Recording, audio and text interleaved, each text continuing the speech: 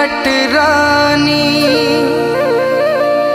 शक्ति स्वरूपा कल्याणी, कोई सीता राधा कहते, कोई दुर्गा वरदानी,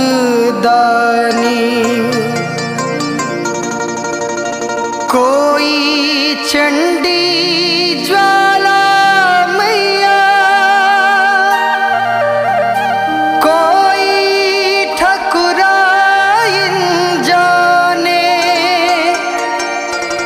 मेरा मन केसवाई धाम के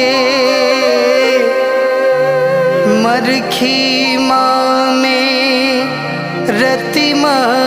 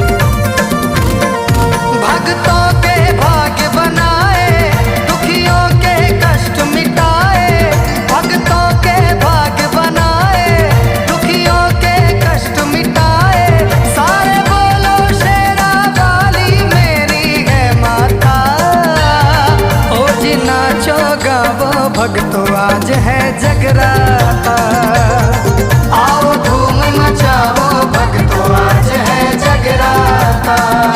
आज है जगराता, आज है जगराता, आज है जगराता, आज है जगराता। नाचो गाओ भक्तो आज है जगराता, आओ धूम मचाओ भक्तो आज है जगराता।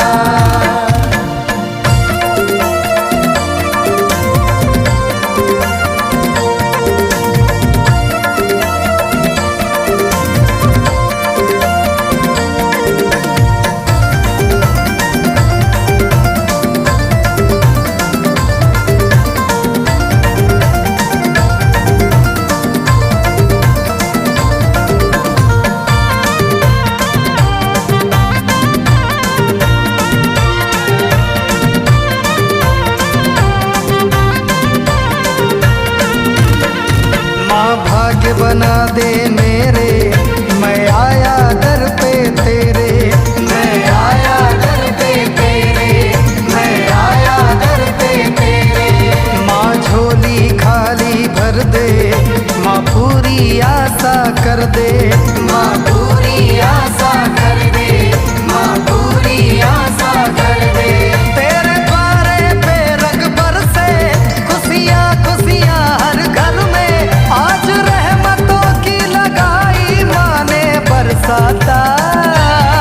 ओ जी नाचो गाओ भक्तो आज है जगराता, आओ धूम मचाओ भक्तो आज है जगराता।